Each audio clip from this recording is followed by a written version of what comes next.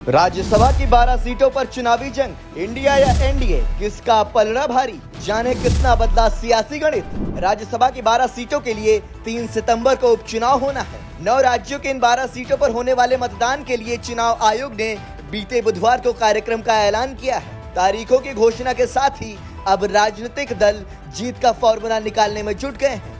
इन 12 सीटों पर किसकी जीत होगी ये तो वक्त ही बताएगा, लेकिन इस बार इन 12 सीटों में से करीब 10 पर कड़े मुकाबले की बात कही जा रही है। हालांकि कुछ सीटों पर कांग्रेस का तो कुछ सीटों पर बीजेपी का पलड़ा भारी नजर आ रहा है। तो आइए जानते हैं कि इस चुनाव के बाद कैसे बदलेगा राज्यसभा का गणित। कहां खाली हैं सीटें। महाराष्ट्र में राज्यसभा की 2 सीटें, बिहार में 2 सीटें, असम में 2 सीटें, त्रिपुरा में 1 सीट, हरियाणा में 1 सीट, राजस्थान में 1 सीट, मध्य प्रदेश में 1 सीट, ओडिशा में 1 और तेलंगाना में भी 1 सीट खाली है। क्यों खाली हुई ये सीटें? इन 12 खाली सीटों में 10 ऐसी हैं जो उच्च सदन के सदस्यों के लोकसभा चुनाव में जीतने के बाद खाली हुई हैं, जबकि तेलंगाना और ओडिशा से एक राज्यसभा सदस्य ने अपनी पार्टी से इस्तीफा देकर दूसरी पार्टी ज्वाइन की, इसलिए राज्यसभा से ही इस्तीफा दे दिया। पहले इन 12 सीटों में क्या थी स्थिति? अगर इन 12 सीटों पर पहले की स्थिति की बात करें तो बीजेपी सबसे आगे थी,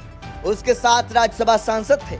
महाराष्ट्र की दोनों सीटों पर बीजेपी का कब्जा था। बिहार में 1 सीट पर बीजेपी तो 1 सीट पर आरजेडी का कब्जा था, जबकि असम की दोनों ही सीटों पर बीजेपी ने जीत दर्ज की थी। वहीं मध्य प्रदेश की 1 सीट पर बीजेपी, त्रिपुरा की भी 1 सीट पर भाजपा, हरियाणा की 1 सीट पर कांग्रेस और राजस्थान की 1 सीट पर भी कांग्रेस ने ही जीत दर्ज की थी। इसके अलावा तेलंगाना में हाल में के केशव राव ने भारत राष्ट्रीय समिति यानी बीआरएस छोड़कर कांग्रेस ज्वाइन किया था, इसलिए उन्होंने इस्तीफा दिया। जबकि ओडिशा में बीजू जनता दल यानी बीजेडी की सांसद ममता मोहंता ने बीजेपी की सदस्यता लेने के बाद राज्यसभा सीट छोड़ दी थी। मध्य प्रदेश और त्रिपुरा में बीजेपी मजबूत। राजनीतिक एक्सपर्ट मानते हैं कि बात लोकसभा चुनाव की हो या विधानसभा चुनाव की, जिस तरह से मध्य प्रदेश में बीजेपी ने अब तक प्रदर्शन किया है, उससे साफ है कि यहाँ भी बीजेपी एक तरफा जीत दर्ज करते हुए 1 सीट पर फिर से जीत हासिल कर सकती है।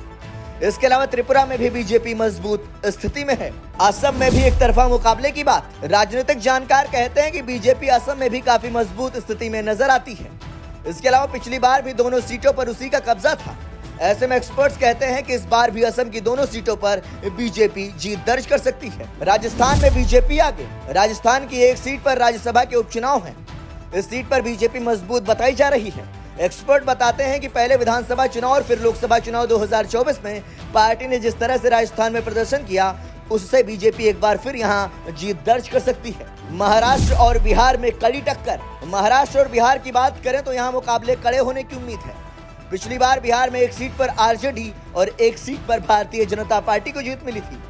इस बार भी काफी कड़ा मुकाबला हो सकता है, जिसकी वजह विपक्ष दलों के पास भी पर्याप्त सीट का होना है। ओडिशा में बीजेपी तो तेलंगाना में कांग्रेस मजबूत। राजनीतिक जानकारों का कहना है कि बीजेपी ने इस बार ओडिशा में बीजेडी को विधानसभा चुनाव में सत्ता से उखाड़ फेंका है। इस बार उसके पास नंबर ज्यादा हैं, इसलिए ओडिशा में बीजेपी का पलड़ा भारी है। वहीं तेलंगाना की बात करें तो यहाँ रेवंत रेड्डी की अगुवाई में कांग्रेस ने सरकार बनाई थी। पार्टी के पास विधायकों की अच्छी संख्या है। एक्सपर्ट्स मानते हैं कि तेलंगाना में कांग्रेस बाजी मार सकती है। हरियाणा में है सबसे कठिन मुकाबला। सभी राज्यों में से हरियाणा में सबसे कठिन मुकाबला माना जा रहा है। दरअसल 90 सदस्यीय हरियाणा विधानसभा में अब 87 सदस्य हैं। पार्टी के हिसाब से देखें तो भाजपा के पास 41 विधायक हैं। इसके अलावा 2 विधायकों यानी निर्दलीय नयनपाल रावत और हरियाणा लोकहित पार्टी के गोपाल कांडा का भी भाजपा को समर्थन है। ऐसे में बीजेपी के पास कुल 44 विधायकों का समर्थन है। वहीं विपक्ष पर नजर डालें तो उनके पास 43 विधायक हैं। इनमें से कांग्रेस के पास 28 विधायक, जननायक जनता पार्टी यानी जजपा के पास 10 और 3 निर्दलीय विधायक रणधीर सिंह गोलान, धर्मपाल गोंदर और सोमवीर सांगवान। चौथे निर्दलीय विधायक बलराज कुंडू और इंडियन नेशनल लोकदल यानी इनेलो के अभय चौटाला शामिल हैं।